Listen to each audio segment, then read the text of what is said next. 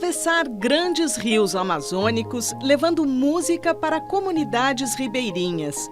O mini-documentário Raízes, um piano na Amazônia, mostra a experiência da pianista Carla Ruaro e da equipe de voluntários que encarou o desafio. O instrumento, por exemplo, navegou de barco por 1.300 quilômetros, de Belém do Pará a Santarém. Carla, como é que é a sua ligação com a Amazônia? Eu sou gaúcha, eu sou natural de Porto Alegre e eu vivo hoje em Londres desde 2004. E quando eu cheguei lá, eu conheci um músico, comecei a fazer um trabalho com um músico do Pará, um músico de Belém do Pará, Diego Carneiro, e foi ele que me apresentou a música da Amazônia, de compositores contemporâneos da Amazônia, onde eles utilizam os sons, as influências da floresta, dos sons da floresta, da cultura local em suas músicas. Então foi sim a música desses compositores que me trouxe para cá.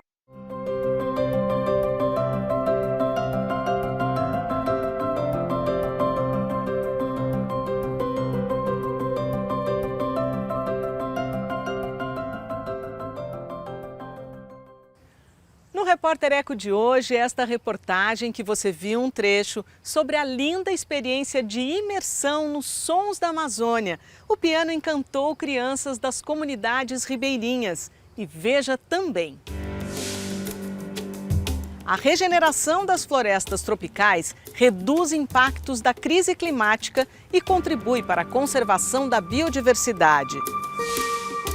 E um novo livro-guia traz informações e imagens das majestosas aves de rapina do Brasil.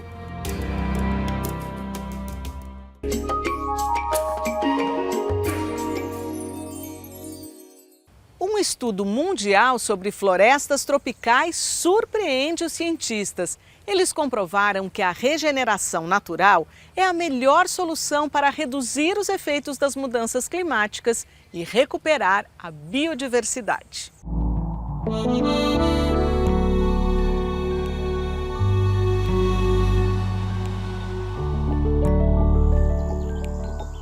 Imponentes, exuberantes, mágicas. As florestas tropicais atraem os olhares de todo o mundo, seja por sua beleza, importância ou pela devastação imposta ao bioma. Pesquisa publicada na revista científica Science avaliou características de solo e vegetação de 77 regiões, incluindo 2.200 áreas florestais da América Latina e África Ocidental. A gente compila esses dados de florestas em regeneração e também florestas maduras que são usadas como referência em diferentes paisagens que já foram transformadas, normalmente paisagens foram transformadas pela agricultura e pastagem, e a gente monitora, a gente avalia como que essas florestas regeneram ao longo do tempo. Os cientistas concluíram que florestas tropicais e seus solos são altamente resilientes e que em aproximadamente 120 anos há a regeneração quase completa desses ecossistemas. Apesar da boa notícia, é preciso ter cautela. O ritmo acelerado de destruição, como vem acontecendo no Brasil, faz com que não haja tempo suficiente para a restauração. A gente estima taxas diferentes de recuperação para diferentes componentes da floresta. Então, por exemplo, o solo se recupera muito mais rápido, em menos de 10 anos. Isso por quê? Porque ele não parte do zero, né? Ele já tem alguma coisa ali de fertilidade, de carbono no solo, quando a floresta começa a regenerar. Né? Depois disso, a gente tem, em aproximadamente 25 anos, se recupera algumas características que a gente chama de características funcionais das plantas, como a densidade da madeira, a área específica da folha. Depois, com 25, 60 anos, se recupera a riqueza de espécies, né? Então o número de espécies que tem ali, e também a estrutura da floresta, né? Então o diâmetro das árvores, né? E a variação de diâmetro das árvores também, que é muito importante. E depois, para nossa surpresa, com mais de 120 anos, só então demora muito, se recupera a biomassa. que é a grande responsável pelo estoque de carbono, né, pela sequestro de carbono da atmosfera. Outro fator importante destacado pelo estudo é a necessidade de manter florestas preservadas no entorno das áreas mais degradadas, para que consigam se recuperar. Que a gente chama de regeneração natural é simplesmente você isolar a área do fator de degradação, por exemplo, cercar e não deixar o gado entrar, só fechando, deixando com que a natureza faça o seu trabalho, as sementes vão pouco a pouco chegar e essa floresta vai aos poucos, né, se recuperar. Mas existem situações em que a gente não consegue, em que a floresta não tem essa capacidade de se recuperar porque houve uma degradação. Houve uma degradação do solo, por exemplo, ou houve uma degradação da paisagem, né? Então, se você não tiver florestas maduras, fragmentos florestais por perto, não vai ter regeneração, porque a regeneração depende da chegada das sementes. Então, é sempre importante enfatizar que a proteção das florestas maduras, dos remanescentes florestais, é essencial para a gente poder ter recuperação. As florestas tropicais, além de abrigar uma rica biodiversidade, são fundamentais para regular o equilíbrio do clima global, porque absorvem carbono da atmosfera.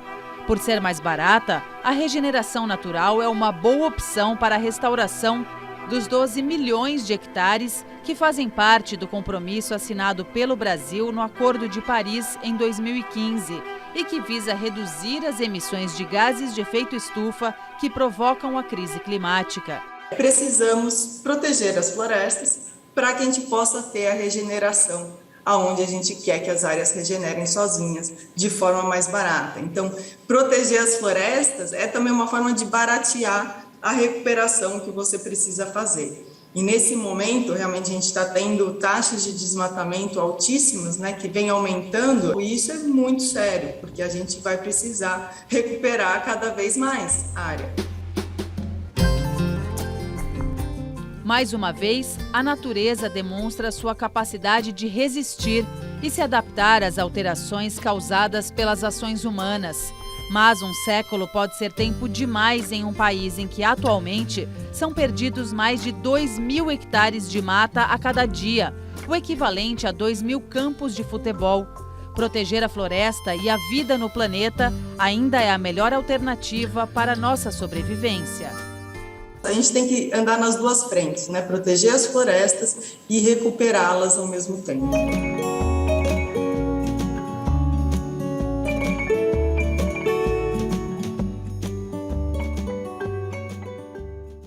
Agora, as principais notícias socioambientais da semana.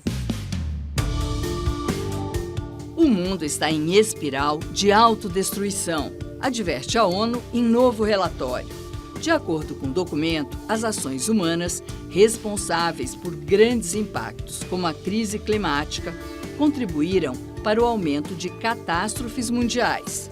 Segundo as Nações Unidas, ao mesmo tempo, existe uma percepção errônea de otimismo e invencibilidade, que subestima o risco de desastres.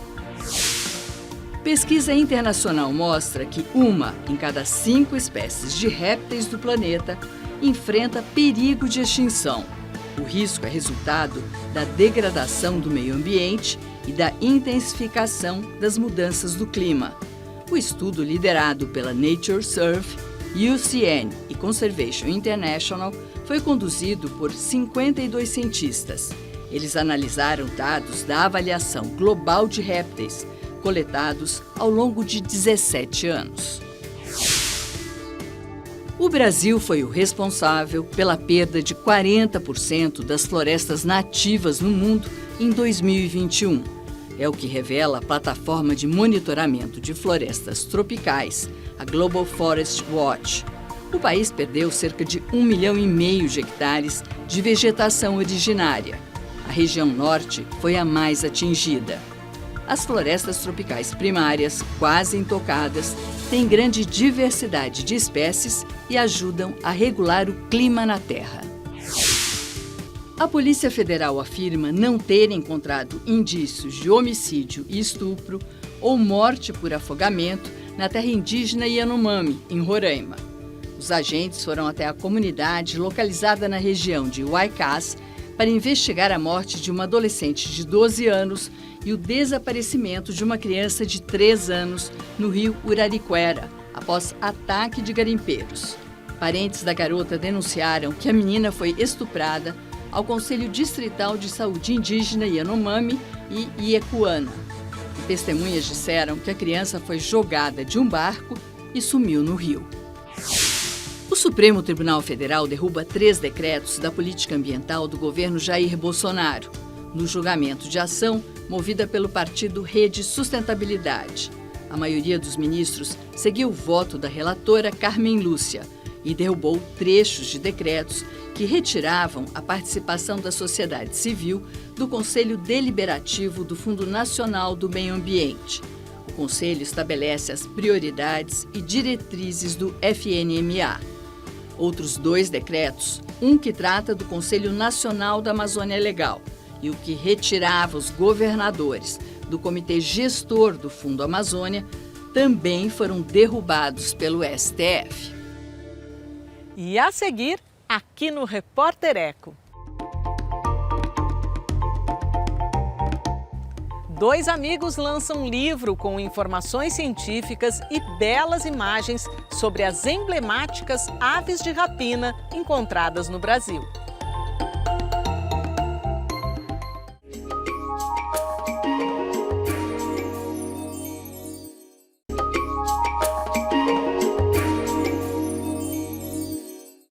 As aves de rapina do Brasil despertam o interesse pela beleza e pela habilidade para a caça. As principais informações sobre as espécies estão num livro-guia ricamente ilustrado e cheio de curiosidades.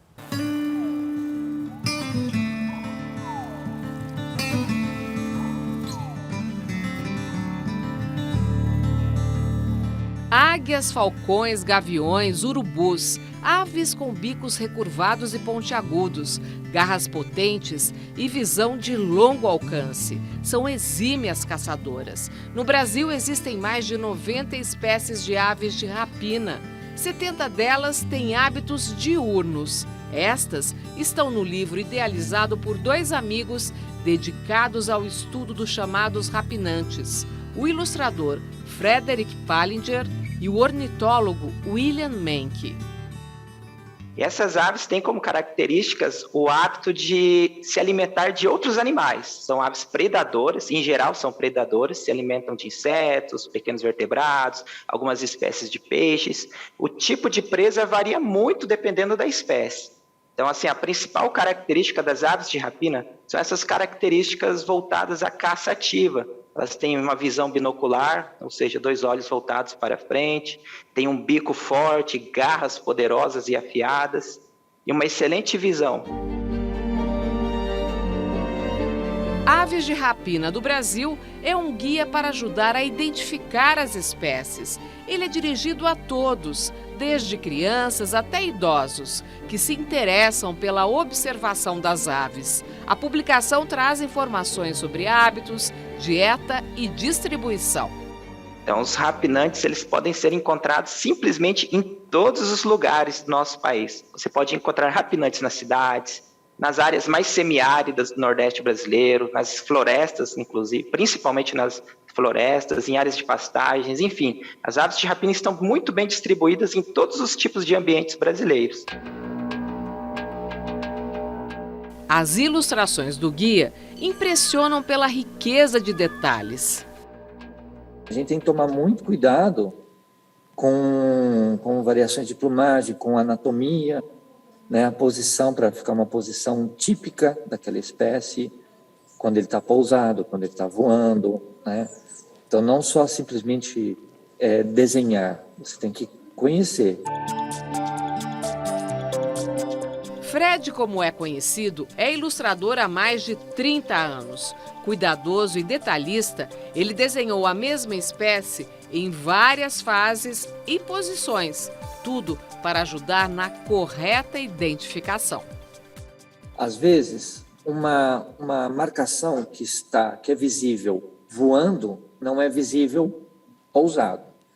Então, daí a gente tem que ter algumas opções de posição para mostrar essas marcas. Qual dessas aves de rapina que você ilustrou mais te encantou? O urubu-rei, ele é muito colorido e o desenvolvimento do jovem, ele passa por várias fases, até a cabeça ficar colorida. Então, de um amarronzado, que é a cabeça acinzentado, ele vai ficando colorido com tons de laranja, amarelo, vermelho, o olho é branco, então fica dá um aspecto muito bonito, muito elegante, né? Uma ave que não tem como deixar de mencionar é a arpia, também chamada de gavião real, que simplesmente é a maior e mais poderosa águia presente aqui na América e uma das maiores águias do mundo. E é uma águia, assim, tem mais ou menos 2 metros de envergadura, as fêmeas podem ultrapassar os 9 quilos em peso, e é uma ave que captura presas, assim, consideráveis, principalmente preguiças e macacos. Infelizmente, como é uma espécie que depende de grandes áreas de floresta para viver e se reproduzir, ela encontra-se ameaçada de extinção no Brasil, principalmente na Mata Atlântica. Eu queria que você falasse um pouco sobre a outra ave que é o oposto da arpia, em termos de tamanho. A gente tem aqui no Brasil o gaviãozinho, nome científico Campycione suacione, que é um gaviãozinho minúsculo, um pouco maior que um sabiá. Ele tem aí mais ou menos um pouco mais de 20 centímetros de comprimento, e é um grande predador de pequenos lagartos e insetos. Uma espécie bem pequenininha que uma pessoa leiga que observar essa ave na natureza pode até confundi-la com uma ave que não é um gavião. Tem uma outra ave que eu destaco, que poucas pessoas conhecem, é o que eu chamo de gavião, conhecida pelo nome de gavião-pato, que apesar de ser chamada de gavião, é uma águia. É uma espécie muito bonita, imponente, que é um grande predador de aves em voo. É uma águia florestal simplesmente linda. William explica ainda que o livro pode ser uma boa ferramenta de educação ambiental e reforça a importância de conhecer as aves de rapina que estão ameaçadas. A perda de hábitat é a principal ameaça às aves de rapina do país, especialmente as espécies florestais. E, na sequência, outra ameaça bem considerável são os abates indiscriminados, que pessoas simplesmente matam essas aves de forma criminosa, por curiosidade, por maldade mesmo, o que acaba, assim, o único indivíduo dessa espécie na natureza pode fazer muita falta, que são aves que, enquanto em uma floresta tem dezenas, centenas de espécies de passarinhos, né, de espécies pequenas, assim, aves de rapina não. Em uma área grande tem, às vezes, 1 casal, 2 casais habitando. Então, um único indivíduo pode fazer falta, pode até ocasionar uma extinção regional.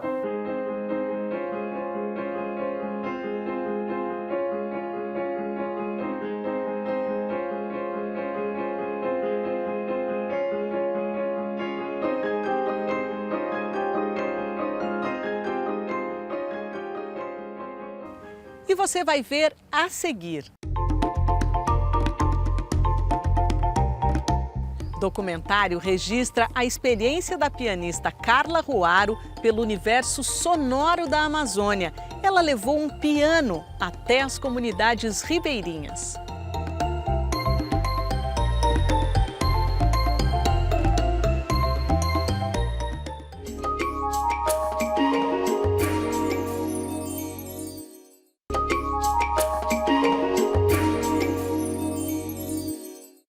A pianista Carla Ruaro transformou sonho em realidade. Colocou um piano em um barco para levar música de compositores contemporâneos da Amazônia para as comunidades ribeirinhas e, com elas, aprendeu sobre os sons e saberes tradicionais dos povos da floresta.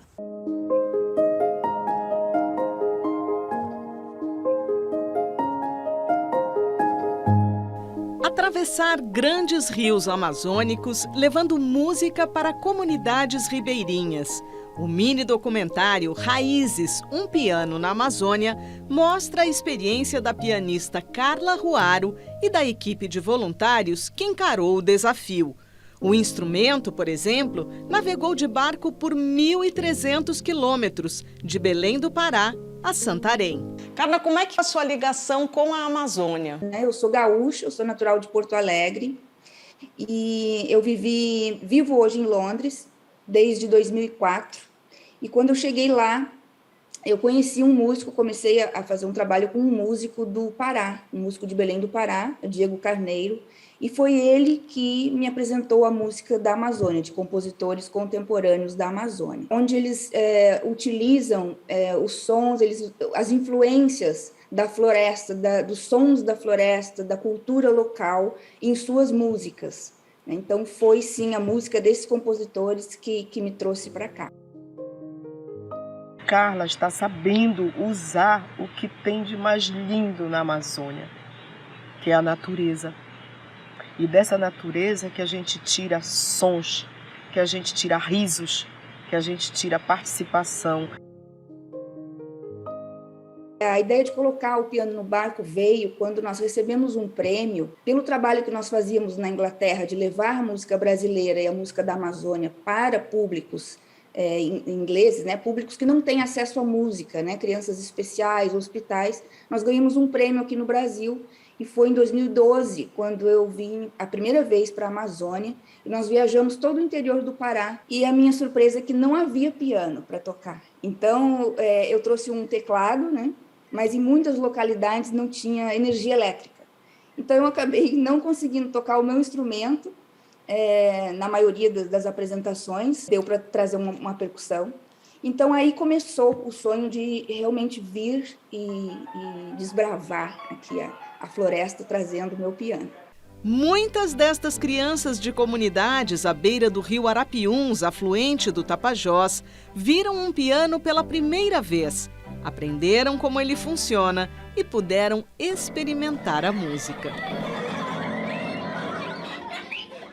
Foi surpreendente para mim, porque eu realmente não esperava aquela reação, né? A gente chegava na comunidade de manhã cedinho, eles não estavam nos esperando, porque não tem comunicação, foi uma localidade muito distante que nós fomos, aqui no rio Arapiuns, e então nós nos apresentávamos de manhã e convidávamos à tarde para todos virem até o barco conhecer o piano. Era uma alegria, assim, as crianças vendo aquilo. E quando eu convidava para eles tocarem no piano, porque todos tiveram a oportunidade de sentar e tocar no piano, eles tinham medo do instrumento, né? O piano era tão grande para eles que eles tinham medo de botar a mãozinha nas teclas. As viagens para a Amazônia transformaram a experiência dela nos palcos. Quando a gente estuda Beethoven, Bach, Mozart, a gente não tem como se transportar ou ter uma memória de o que ele fez, o que ele vivia naquela época que ele fez aquela música. Então, o professor sempre diz, imagina que você está, né, naquela época, no palácio, na corte. E a diferença para mim como pianista foi eu estar vivendo o ambiente do compositor. Você está na Amazônia agora? O que você anda fazendo? Sim, agora eu estou aqui em Alter do Chão, né, no distrito de Santarém, e eu acabei de comprar uma propriedade aqui. A repercussão desse filme, desse projeto, fez com que eu decidisse, então, vir para essa localidade que foi aonde começou e aonde terminou a expedição. Agora eu vou ficar com um pezinho em Londres e um pezinho aqui na Amazônia, com esse projeto que agora chama Icoé, que é o nome desse lugar, né, que nós estamos construindo, eu e meu marido, para receber pessoas, receber músicos, artistas, e fazer uma troca com a comunidade local daqui. A pianista planeja uma nova expedição para setembro de 2022, de Belém a Manaus, e pretende lançar o longa-metragem A Grande Expedição, um piano na Amazônia. Com certeza a música, a arte, ela é transformadora. O povo se fortalece quando nós reconhecemos essa cultura local deles, assim como levando essa cultura para o estrangeiro, para que o estrangeiro também conheça e saiba que aqui tem uma cultura forte. E isso mexe muito com a autoestima das comunidades. A minha plateia se impressiona porque eles não conhecem a música daqui, eles não sabem. A Amazônia, para eles, é somente um tapete verde de floresta que necessita ser preservada, mas para se preservar alguma coisa, a gente precisa primeiro conhecer. Precisamos ajudar esse povo daqui, proporcionando mais cultura, para que se fortaleça essa cultura local, e educação e informação, também, que somos muito carentes aqui na região.